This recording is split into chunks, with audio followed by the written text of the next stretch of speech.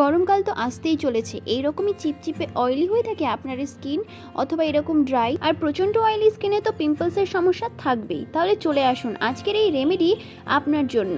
আজকে আমি অয়েলি এবং ড্রাই স্কিনের জন্য আলাদা রকম দুইটি রেমেডি শেয়ার করব।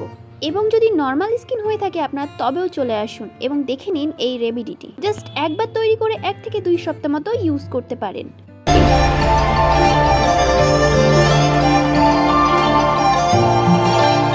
আসসালামু আলাইকুম সবাইকে, welcome to my channel secret life mirror. আপনি যদি আমার চ্যানেলে নতুন সদস্য হয়ে থাকেন তাহলে চ্যানেলটি অবশ্যই সাবস্ক্রাইব করে নেবেন, কারণ এখানে আমি এই ধরনের স্কিন কেয়ার এবং হেলথ কেয়ার, হেয়ার কেয়ারের রেমেডি শেয়ার করে থাকি। প্রথমে আমি নিয়ে নিচ্ছি রেমেডিটি তৈরির জন্য 3 টিস্পুন মতো রাইস ফ্লোর বা চালের আটা। এরপরে দিয়ে দেবো 2 কাপ মতো কাঁচা দুধ অর্থাৎ র মিল্ক। দেবো হাফ টিস্পুন মতো টার্মেরিক পাউডার অর্থাৎ হলুদ গুঁড়ো। এখানে আপনারা কস্তুরি হলদিও দিতে পারেন। দিলাম 1 টিস্পুন হানি। এটাকে বেশ ভালো করে মিশিয়ে নেব।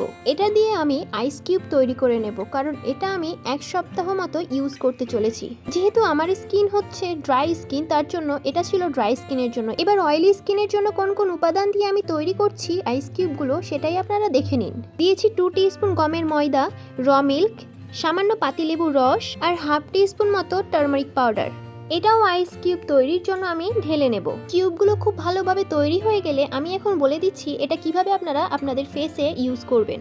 আপনার ফেসে লাগানোর জন্য এটা যতটুকু পরিমাণে প্রয়োজন ততটুকু পরিমাণে বের করে নিয়ে আগে এটাকে ভালো করে গলিয়ে নেবেন। এটা গলে যেতে জাস্ট 5 মিনিট সময় লাগবে, তারপর এটা ফেসে লাগিয়ে নেবেন।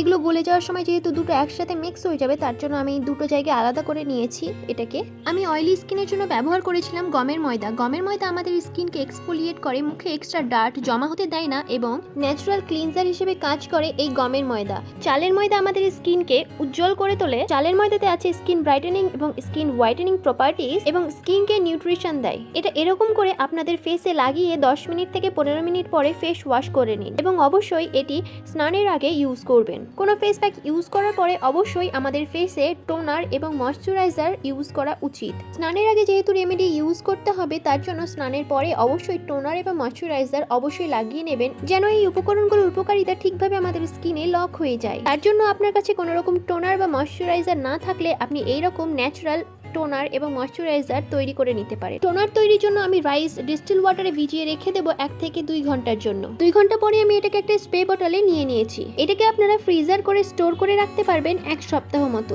এবং আমি একটি ময়শ্চারাইজার তৈরি করে নেব। তার জন্য নিয়েছি 1 teaspoon aloe vera gel, 1 teaspoon rose water এবং 1 টিস্পুন গ্লিসারিন। আমার কাছে একটা বায়ো অর্গানিকের ছোট্ট এসেনশিয়াল অয়েল আছে, এটা আমি 2 ড্রপস দিয়ে দিলাম। আপনাদের কাছে এরকম এসেনশিয়াল অয়েল না থাকলে আপনারা নাও দিতে পারেন। এই ময়শ্চারাইজার তৈরি হয়ে গেছে, এটা আমি স্টোর করে রেখে দেবো 1 সপ্তাহ মতো। অবশ্যই আপনারা টোনারের পরে ময়শ্চারাইজার ব্যবহার করবেন। আমার আজকের এই ভিডিওটি ভালো লাগলে অবশ্যই একটি লাইক করে দেবেন, সাবস্ক্রাইব করে আমার চ্যানেলের সাথে থাকবেন এবং কমেন্ট করে অবশ্যই জানাবেন। আজকের মতো আসি, আল্লাহ হাফেজ।